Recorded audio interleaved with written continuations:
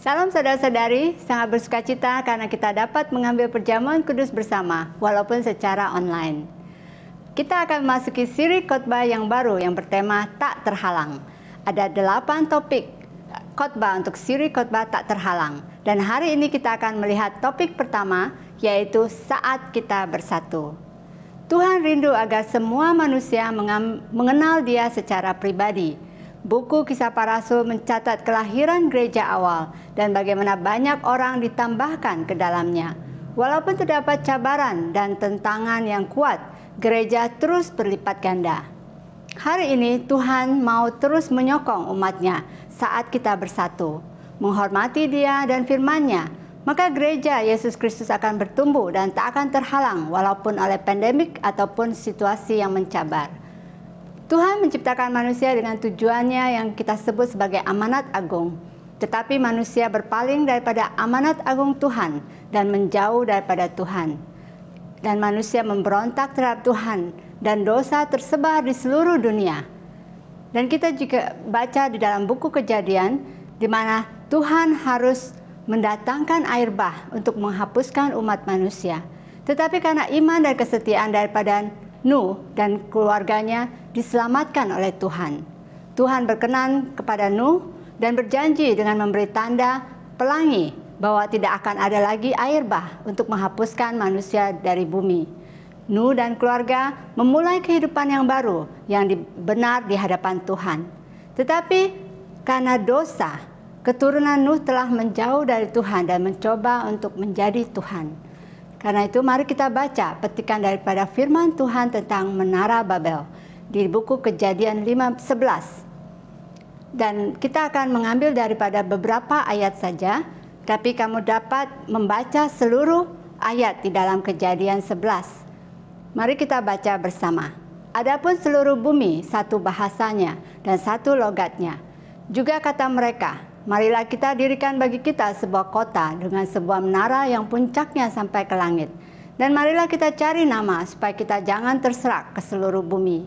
Tuhan berkata, baiklah kita turun dan mengacau balaukan di sana bahasa mereka, sehingga mereka tidak dapat mengerti lagi bahasa masing-masing. Di dalam ayat terakhir 9, itulah sebabnya sampai sekarang nama kota itu disebut Babel, karena disitulah dikacau balaukan Tuhan bahasa seluruh bumi, dan dari situlah mereka diserahkan Tuhan seluruh bumi. Mari kita berdoa.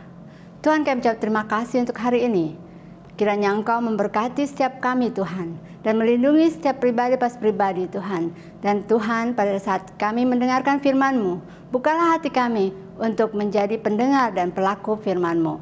Dan Tuhan, pakai hamba-Mu sebagai alat untuk menyampaikan kata-kata rema yang hanya daripada Engkau. Di dalam nama Tuhan Yesus kami mengucap syukur. Amin. Petikan yang baru kita baca terjadi tidak lama setelah air bah. Keturunan Nuh dan ketiga putranya yaitu Sem, Ham, dan Yafet mendiami bumi. Mari kita lihat saat kita bersatu apa yang terjadi. Pertama yaitu kesatuan manusia. Adapun seluruh bumi satu bahasa dan satu logat. Maka berangkatlah mereka ke sebelah timur dan menjumpai tanah datar di tanah Siniar. Lalu menetaplah mereka di sana. Masa itu mereka dapat bersatu karena mereka memiliki 2 kelebihan atau keuntungan. Yaitu pertama, mereka memiliki satu bahasa. Mereka berkata seorang kepada yang lain, marilah kita membuat batu bata dan membakarnya baik-baik. Lalu bata itu dipakai mereka sebagai batu dan tergala-gala sebagai tanah liat. Bahasa sangat penting, terutama dalam perhubungan. Perhubungan dan berkomunikasi akan berkesan apabila kita bercakap dalam bahasa yang sama.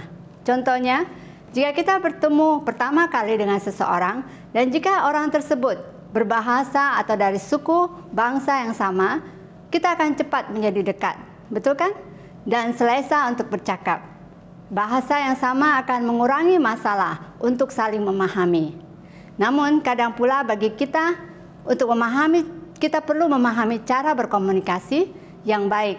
Karena apa yang kita dengarkan dari khotbah minggu lepas, ucapan itu sangat penting. Walaupun bahasa kita sama, tapi cara pemikiran setiap orang berbeza. Dan hal itu dapat menyebabkan konflik. Jadi keuntungan atau kelebihan kedua yang dapat kita lihat daripada manusia masa itu yaitu B, satu lokasi, di mana mereka berkata, marilah kita dirikan bagi kita sebuah kota dengan sebuah menara yang puncaknya sampai ke langit, dan marilah kita cari nama supaya kita jangan tersesak ke seluruh bumi.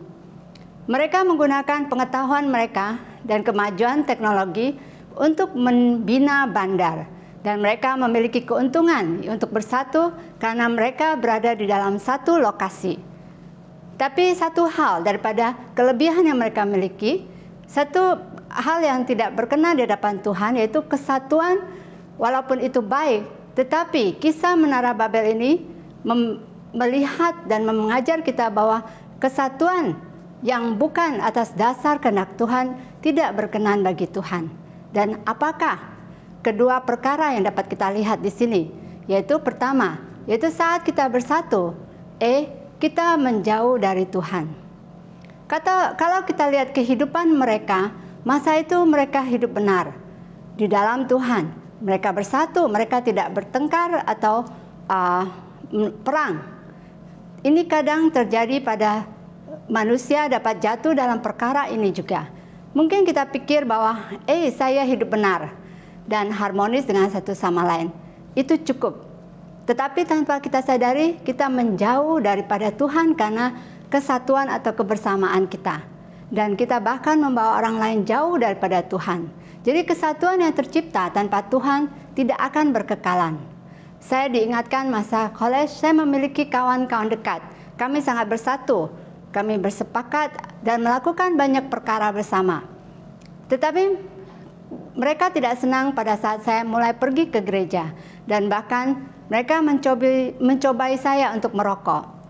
Masa itu saya ingat saya harus bersembunyi di toilet selama 1 jam untuk menghindar. Karena itu saya menghindar mereka dan memutuskan untuk menjaga jarak. Walaupun awalnya mereka tidak senang dan marah, tetapi kemudian mereka menerima dan menghormati hidup saya. Karena itu saya mendorong kita semua untuk selalu membawa Tuhan di dalam persekutuan kita, di dalam life group kita dan keluarga kita. Kita mungkin hidup benar dan harmonis, tetapi tanyakanlah diri kita, apakah Tuhan ada di dalam persekutuan kita, life group kita, atau keluarga kita? Perkara yang kedua yaitu B, kesatuan apa yang tidak berkenan di hadapan Tuhan, yaitu saat kita bersatu bukan untuk tujuan Tuhan. Menara yang mereka bina bukan hanya menara tinggi, itu seperti zigurat dengan bentuk piramid dan dasar yang lebar dan dibina bertingkat. Dan menara itu adalah kuil untuk mencapai langit dan untuk mencapai Tuhan. Apabila manusia bersatu, mereka mengumpulkan kecerdasan mereka dan mencipta perkara baru. Itu bukan hal yang salah. Namun saat itu manusia melakukannya untuk membuat nama bagi diri mereka sendiri dan mencapai Tuhan. Hari ini kita mungkin menganggap cerita Menara Babel ini sebagai sesuatu hal yang bodoh atau suatu kepercayaan yang karut. Mana mungkin ada menara yang dapat mencapai Tuhan. Tetapi kita dapat melihat hikmat daripada cerita ini, di mana kenyataan di dunia ini saat ini kita dapat melihat banyak yang mungkin hidup benar, tetapi mereka membangun menara kejayaan, kemakmuran untuk nama bagi mereka sendiri atau bersama, dan popularity ataupun kemasyhuran. Kita juga dapat melihat bangsa-bangsa membuat nama untuk diri mereka sendiri dengan membangun bangunan tertinggi atau memamerkan kekuatan tentaraan atau bersaing untuk mendapat tempat teratas untuk dapat mendapatkan pinggan teratas untuk Olimpik. Semua itu tidak salah, tetapi tanyakan apa motif sebaliknya. Apakah untuk membuat nama bagi sendiri atau kumpulan tertentu? Dan ianya akan lebih bermakna jika kita dapat memuliakan Tuhan dan sesuai dengan rencana Tuhan dalam hidup kita. Karena itu marilah kita selidiki hati kita dan tanyakan, apa yang saya bangun hari ini? Apakah saya berjalan di dalam rencana Tuhan dan tujuan hidup Tuhan dalam hidup saya? Terima kasih Sister Mina. Saya Charles Jonathan akan sambung poin yang kedua, penghakiman Tuhan, untuk tajuk bila kita bersatu. daripada buku Kejadian bab yang ke-11. Jadi Tuhan menghakimi dengan dua perkara. A, banyak bahasa. B, banyak tempat. Di dalam ayat 5 hingga 7, lalu turunlah Tuhan untuk melihat kota dan menara yang didirikan oleh anak-anak manusia itu. Dan ia berfirman, mereka ini satu bangsa dengan satu bahasa untuk semuanya. Ini barulah permulaan usaha mereka. Mulai sekarang, apapun juga yang mereka rencanakan, tidak ada yang tidak akan dapat terlaksana. Baiklah kita turun, mengacau balaukan di sana bahasa mereka, sehingga mereka tidak mengerti lagi bahasa masing-masing. Jadi apabila anak-anak manusia mendirikan kota dan menara yang puncaknya sampai ke langit, mereka bermaksud yang pertama untuk datang pada Tuhan tanpa melalui penebusan anak domba. Yang kedua, mereka mencari nama bagi diri mereka sendiri tanpa menghormati nama Tuhan. Ayat 6 juga mengatakan apapun juga yang mereka rencanakan, tidak ada yang tidak akan dapat terlaksana. Saudara, bayangkan kalau mereka ini sedang merencanakan sesuatu yang jahat. Oleh itu, Tuhan campur tangan dan menghentikan rencana mereka dengan mengacau balaukan bahasa mereka. Tuhan tidak mahu anak-anak manusia mendirikan kehidupan tanpa Tuhan. Tanpa Tuhan, segala rencana akan jadi sia-sia. Jadi demikianlah Tuhan menghakimi anak-anak manusia ini, iaitu dengan mengelirukan bahasa mereka. Di dalam komuniti kita, kita dibahagikan dengan banyak bahasa. Mampu berkomunikasi lebih daripada satu bahasa, menjadikan kita lebih bertoleransi dan memahami budaya lain. Kita tidak boleh memandang rendah seseorang sekiranya mereka tidak dapat menggunakan bahasa kita dengan baik. Kita perlu menghargai mereka. Kita juga tidak boleh berasa rendah diri hanya kerana kita tidak fasih menggunakan bahasa lain. Walau bagaimanapun, saya ingin mendorong kita untuk terbuka dan belajar bahasa Inggeris, kerana ialah bahasa antarabangsa kita pada masa sekarang. Belajar bahasa Yunani, Hebrew ataupun Ibrani juga dapat meningkatkan pengalaman kita membaca Alkitab kita. Jadi apabila Tuhan menghakimi anak-anak manusia ini dengan mengelirukan bahasa mereka, Tuhan juga bermaksud untuk melindungi anak-anak manusia ini dari diri mereka sendiri. Kerana Tuhan tahu bahawa akhirnya manusia sendiri yang akan mencelakakan dirinya sendiri. Tidak ada yang dapat menghampiri Tuhan tanpa penebusan dosa. Itu sebabnya Tuhan mengatakan pada Adam dan Hawa, kamu akan mati jika kamu makan buah ini. Ya, ini terpisah dari Tuhan. Kasih karunia Tuhan mau melindungi keinginan manusia dengan penebusan dosa melalui Yesus Kristus. Kita dapat datang pada Tuhan. Kita boleh datang pada Tuhan Yesus tanpa mengira bahasa dan bangsa. Dalam Wahyu 5 ayat 9, dengan darahmu engkau telah membeli mereka bagi Allah dari tiap-tiap suku dan bangsa dan bahasa dan kaum dan juga bangsa. Darah Yesus telah menyatukan kamu dan saya pagi ini, saudara. Dan pandemik ini telah menyebabkan ramai orang yang terkesan, tertekan. Hal-hal seperti buang kerja, bendera putih, keganasan rumah tangga, bahkan kematian orang yang tersayang tanpa mengira bangsa dan bahasa. Namun, kasih karunia Tuhan kekal dikaruniakan kepada setiap orang tanpa mengira bangsa dan bahasa yang digunakan. Oleh itu, saudara, marilah kita hulurkan bantuan tanpa mengira bangsa dan juga bahasa untuk masyarakat dan juga keluarga di sekeliling kita. Jadi saudara, Tuhan bukan saja menghakimi anak-anak manusia ini dengan bahasa, tetapi juga membuat mereka berserak ke banyak tempat. B, banyak tempat. Dalam ayat 8, demikianlah mereka diserakkan Tuhan dari situ ke seluruh bumi. Mereka berhenti mendirikan kota itu. Itulah sebabnya sampai sekarang nama kota itu disebut Babel. Karena disitulah dikacaubalaukan Tuhan bahasa seluruh bumi. Dan dari situlah mereka diserakkan Tuhan ke seluruh bumi. Kota yang mereka dirikan itulah Babel ataupun Babylon, yang bermaksud dikelirukan dalam bahasa Ibrani. Tuhan campur tangan dan mengelirukan bahasa mereka. Dan ini menyebabkan mereka tidak dapat memahami satu sama lain serta menyebabkan sekumpulan orang mereka pergi dan menetap di tempat-tempat yang lain. Di sana mereka membina kota-kota lain dan berhenti mendirikan kota Babel.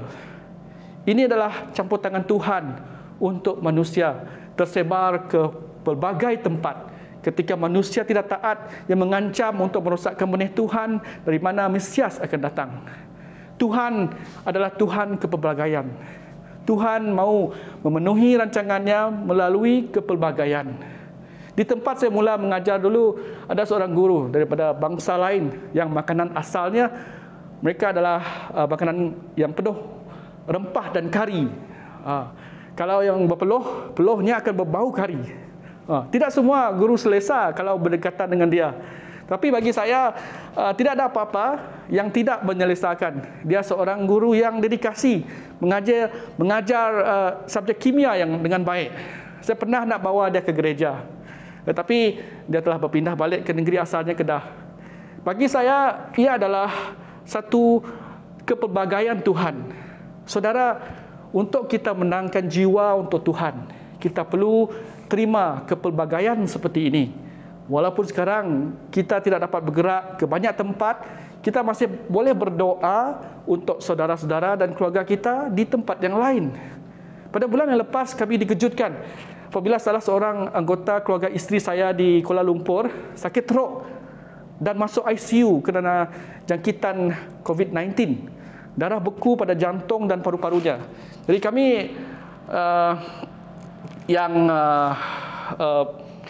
bersusah hati, kami berdoa untuk dia dari Kuching menggunakan handphone dan aplikasi Zoom, dan syukur kini dia sudah mulai proses sembuh dan terima dos vaksinnya, dan dia juga sudah tekad untuk berhenti merokok dan bertekad untuk balik ke Sarawak bersama keluarganya apabila sembuh sepenuhnya. Jadi saudara, penyebaran ini ataupun apabila Tuhan itu menyebarkan kita, ia adalah satu penghakiman. Tetapi Tuhan juga menawarkan penyembuhan, pengampunan melalui kesatuan. Kerana ia membawa kita pada poin yang ketiga yang akan diteruskan oleh Sister Mina. Terima kasih Brother Charles. Jadi poin yang ketiga adalah penyembuhan Tuhan. Mari kita baca di buku Zephaniah 3 ayat 9 sampai 11. Tetapi sesudah itu aku memberi bibir lain kepada bangsa-bangsa, yakni bibir yang bersih, supaya sekalian mereka memanggil nama Tuhan, beribadah kepadanya dengan bahu-membahu dari seberang sungai negeri Ethiopia. Orang-orang yang memuji aku, yang terserak akan membawa persembahan kepadaku. Ini adalah nubuatan dan gambaran apa yang terjadi bila kita bersatu dalam nama Tuhan. Tuhan akan membersihkan bibir manusia. Daripada membuat nama untuk diri mereka sendiri, umat Tuhan akan memanggil nama Tuhan. Daripada bekerja sama untuk membina menara untuk mencapai langit, mereka akan melayani Tuhan bersama-sama untuk membina jemaatnya. Jadi nubuatan di dalam Zephaniah ini adalah digenapi dalam Kisah Para Rasul 2. Ketika Roh Kudus Tuhan turun dan orang-orang berbicara dalam bahasa roh.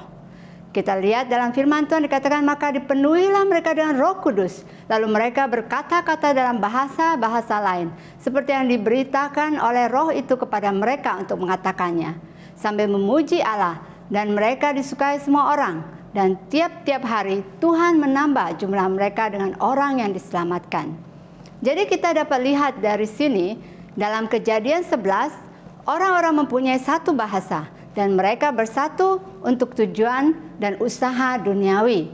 Tetapi dalam Kisah Para Rasul 2, orang-orang mempunyai banyak bahasa, tetapi mereka bersatu di dalam satu Tuhan dan satu roh.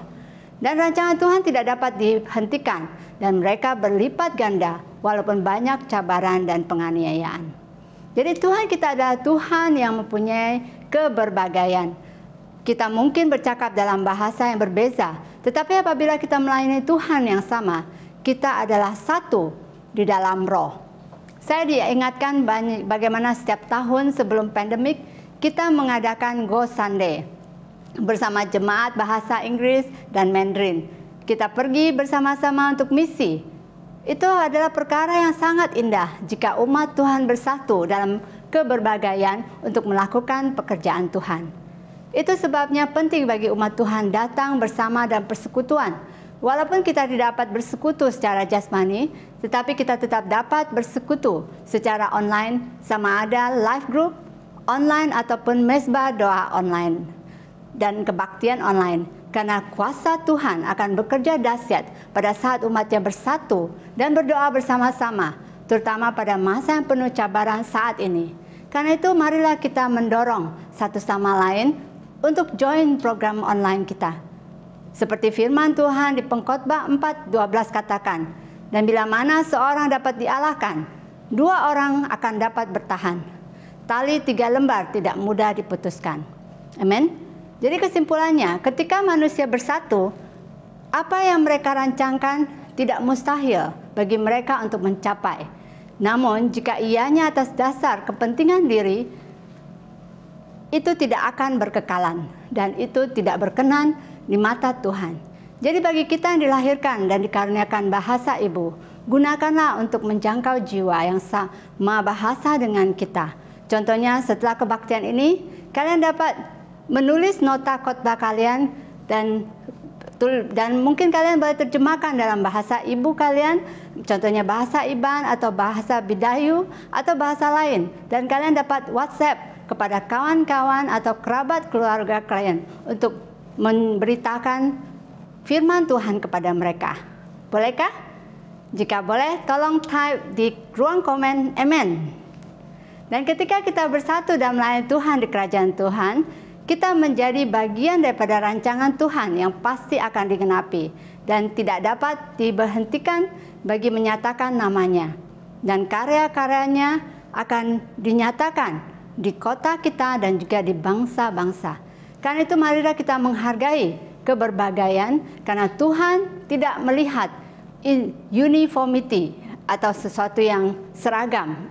Tetapi Tuhan menghargai dan mengasihi unity in diversity, yaitu kesatuan dalam perbezaan bahasa ataupun suku bangsa yang menjadikan kaya indah dengan warna-warni budaya, tetapi satu roh Tuhan.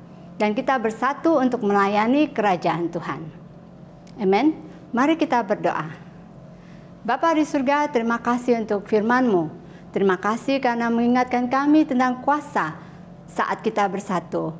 Dan kiranya kami bersatu bukan untuk kepentingan diri atau hal duniawi, tetapi untuk tujuan Tuhan dalam hidup kami. Tuhan, selidiki hati kami. Apakah Tuhan tetap ada di dalam setiap persekutuan, life group, dan keluarga kami. Dan sekali lagi kami mau mendekat kepada Engkau Tuhan, dan mau mengundang Engkau bertata di dalam hidup kami. Kami mau juga memakai karunia bahasa ibu kami untuk memberkati suku dan bangsa kami dengan membawa kabar baik Tuhan kepada mereka yang belum mengenal Engkau, dan ajar kami juga untuk bersatu di dalam keberbagaian bahasa, suku dan bangsa untuk menggenapi amanat agung. Di dalam nama Tuhan Yesus kami berdoa dengan mengucap syukur. Amin. Terima kasih untuk bersama kami dan jumpa minggu hadapan.